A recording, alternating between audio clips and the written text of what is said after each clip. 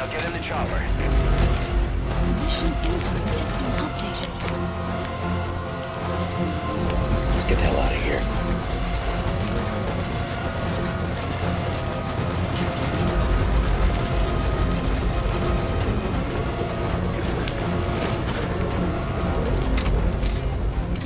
Outbound. Contact. Exfil via the southeast coast. Take out any pursuers. It's all up to you, boss.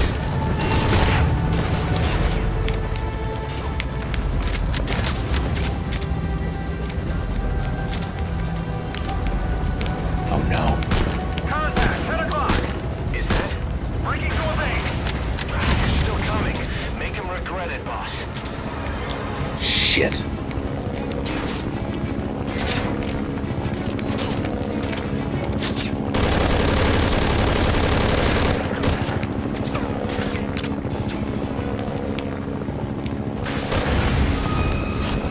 Want to play with rockets, do you? Right. Have to lead it.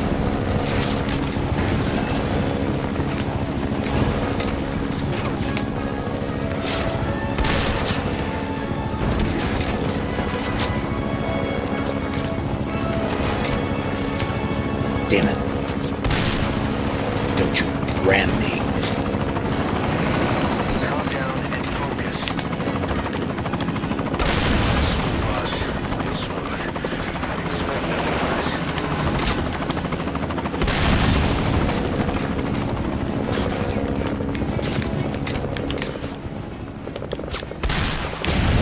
Let's get the hell out of here.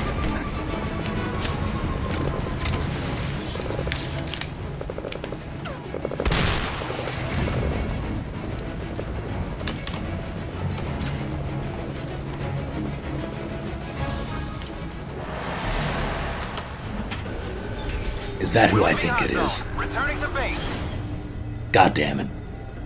Get out of here, Kojima. Confirmed. The target is safe.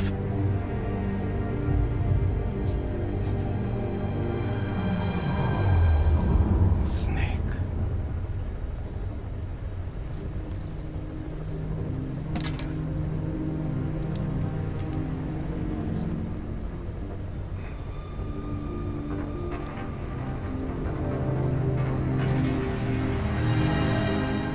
That was perfect.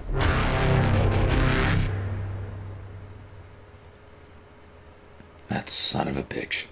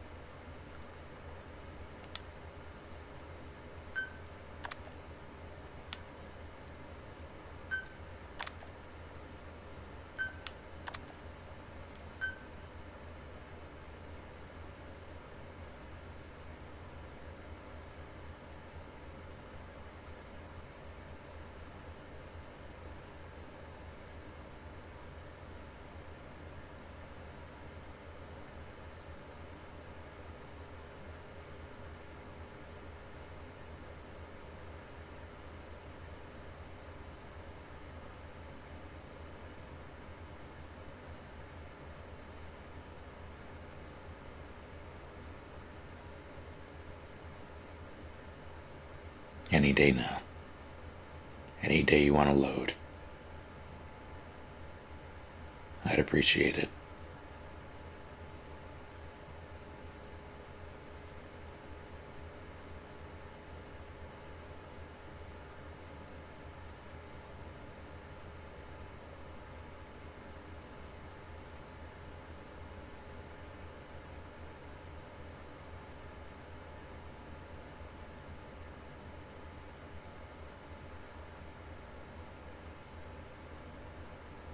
No, fine.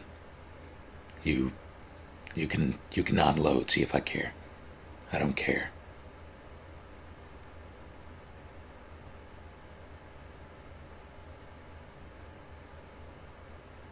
This is me not caring.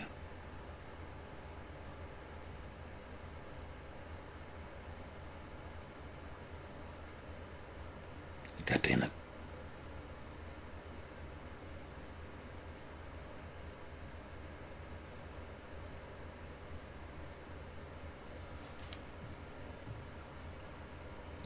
Well,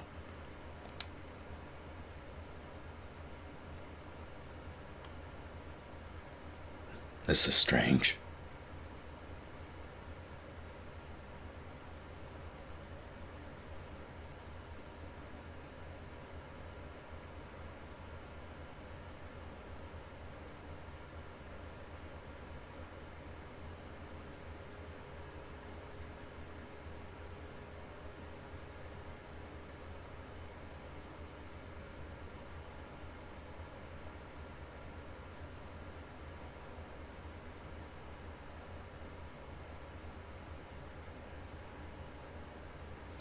I'm a patient man.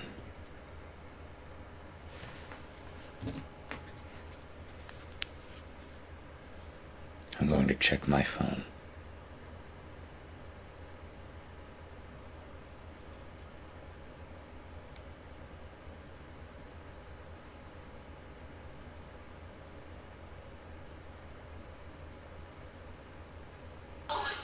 Oh dear.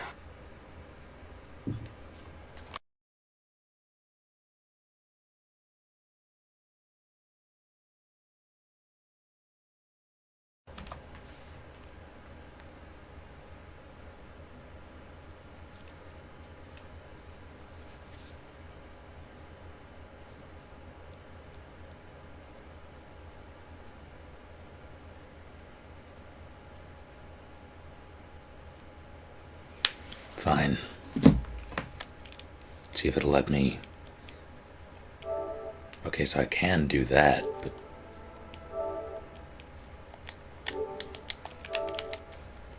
Fine. Close application.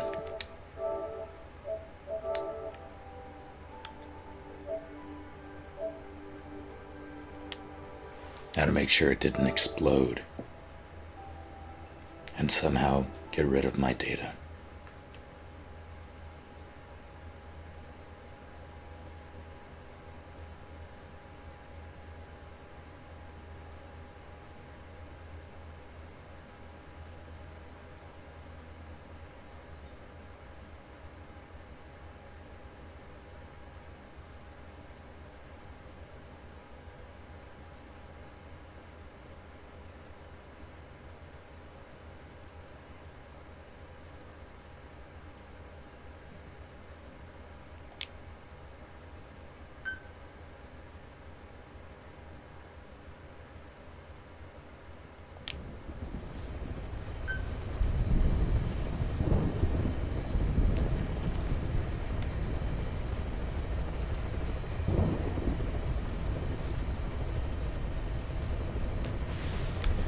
Let's,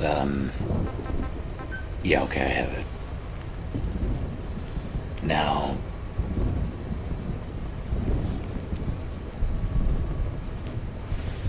here's the part of the night where I start listening to the cassettes that I haven't listened to yet. I'm missing tape 5.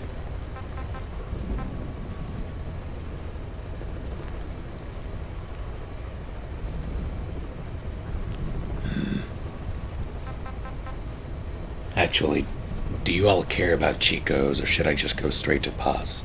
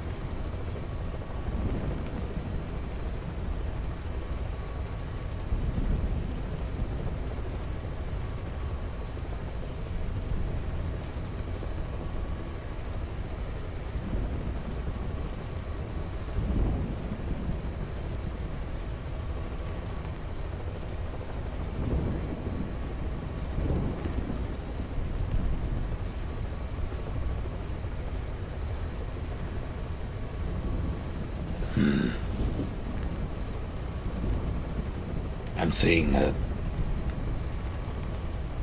significant number of pause voters.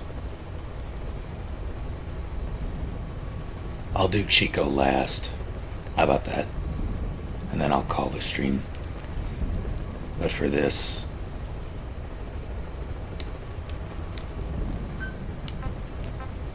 settle in.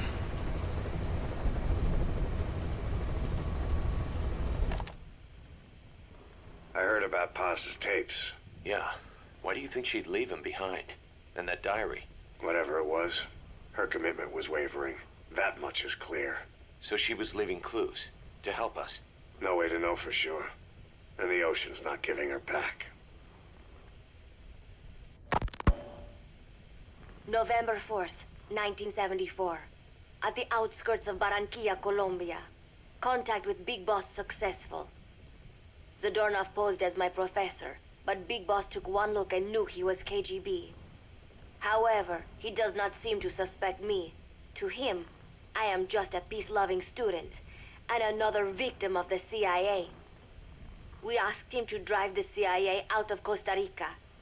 To him, this means betraying his country. His forces are smaller than anticipated.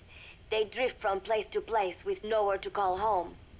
That provided us an opportunity, so we seized it. Zadornov offered them a plant off the Costa Rican coast to use as a base. As expected, Miller jumped at the chance.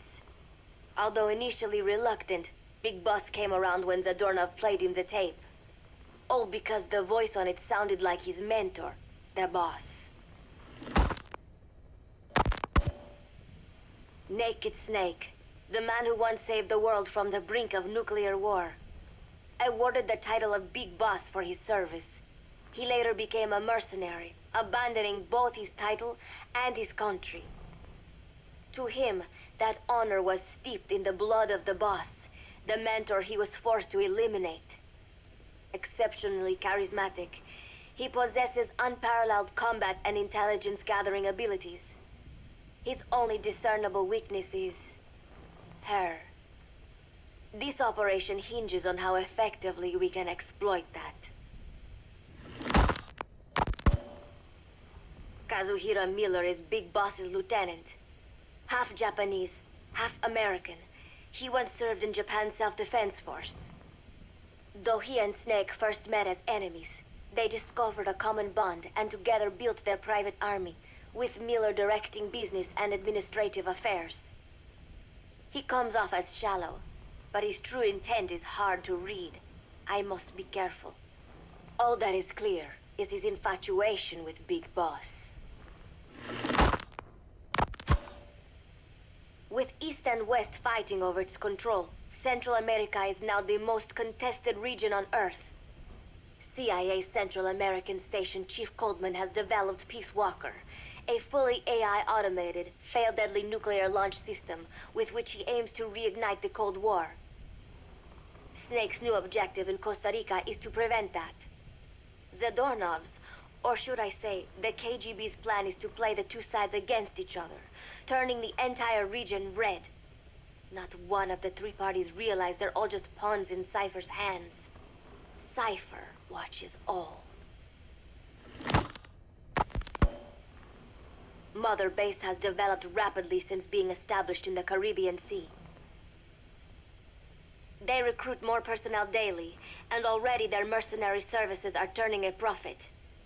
Big Boss's leadership and charisma, and Miller's business acumen drive this impressive growth. Furthermore, joining forces with a faction of the FSLN has expanded their power even more. They have even commenced their own weapons development program.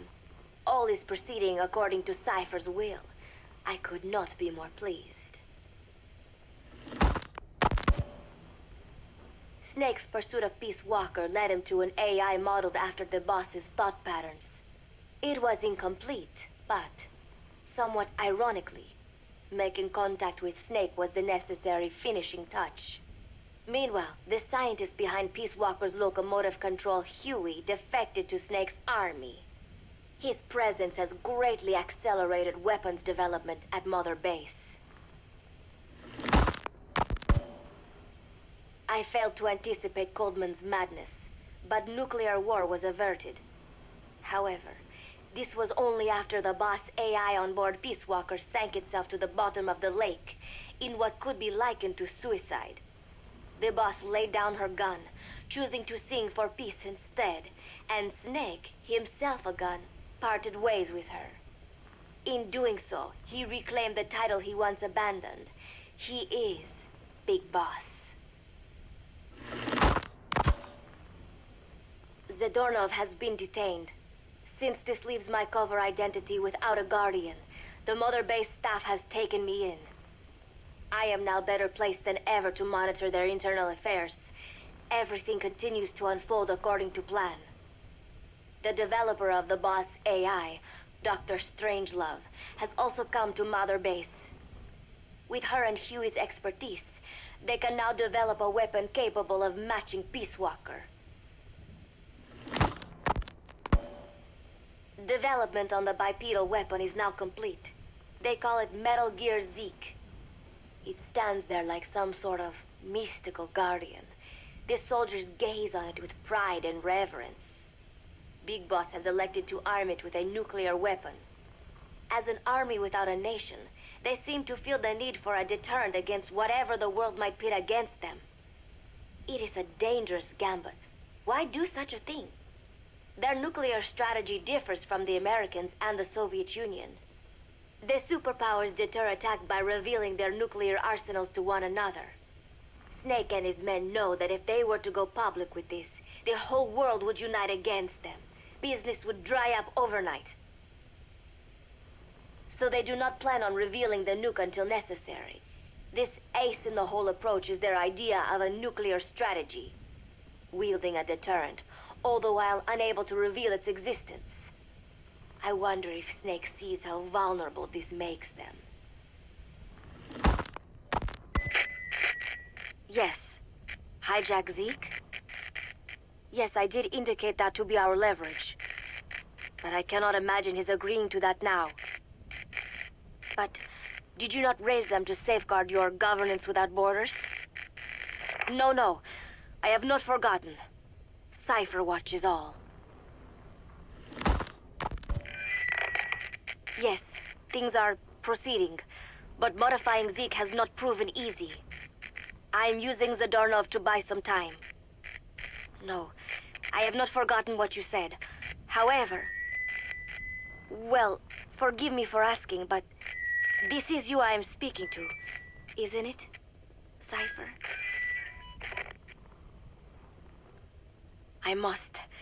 I will fight Big Boss. The world must be ruled by a single will. To defy Cipher is a fate worse than death.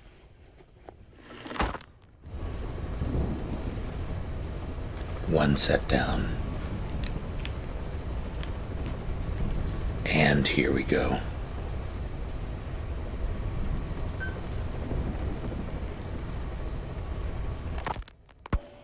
As of today, I will be living here at Mother Base. Now my real trial begins. Zadornov was paying my room, board, and tuition, but he has since been captured. I told the man that with no more money from the KGB, I could no longer afford school. He bought my story, and when I said I would be willing to work, he took pity on me and let me stay. For some reason, Miller really pled my case.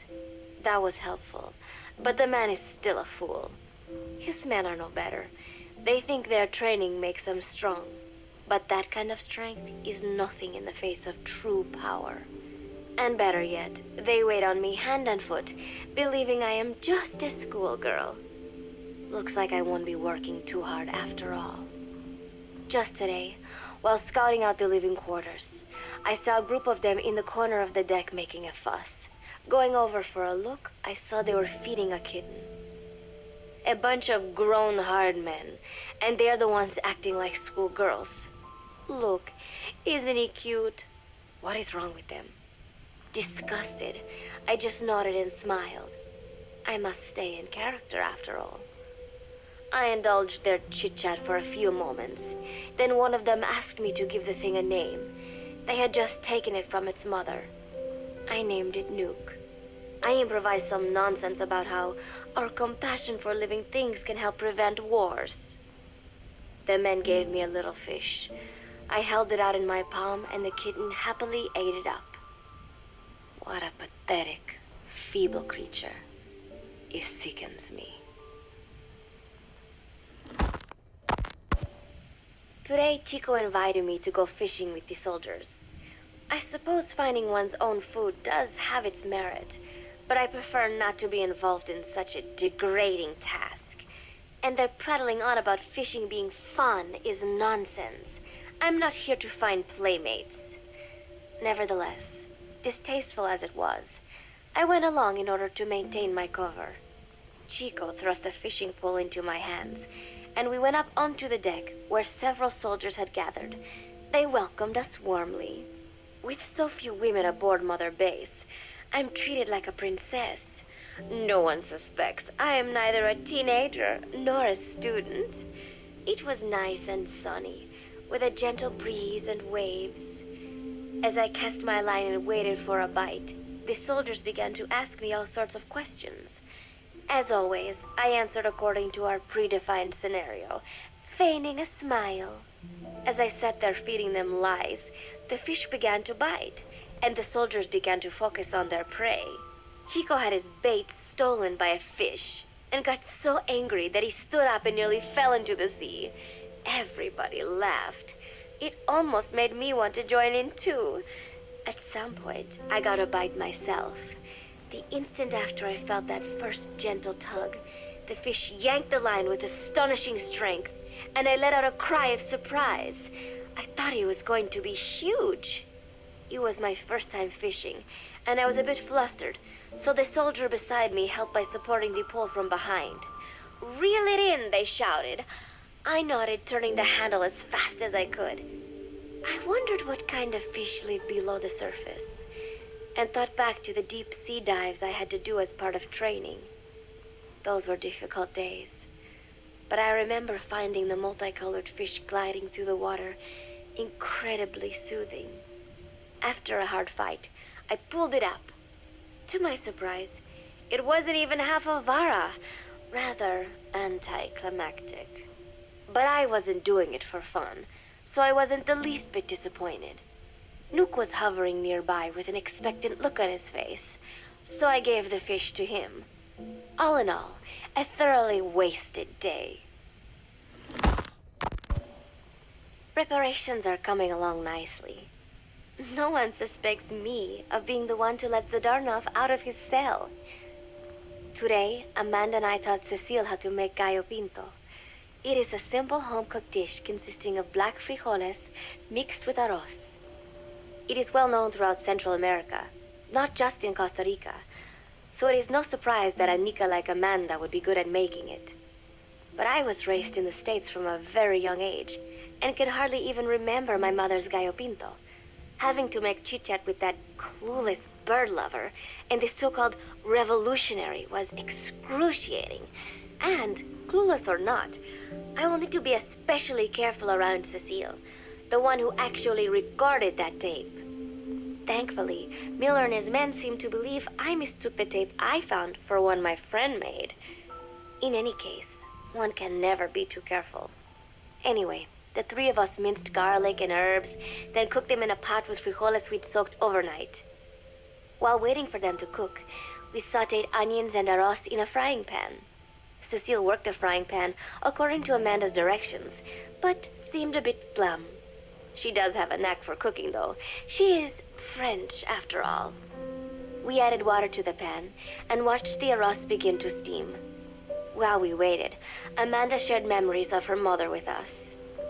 They had been separated because of Simosa, but the taste of her mother's cooking was still fresh in her mind.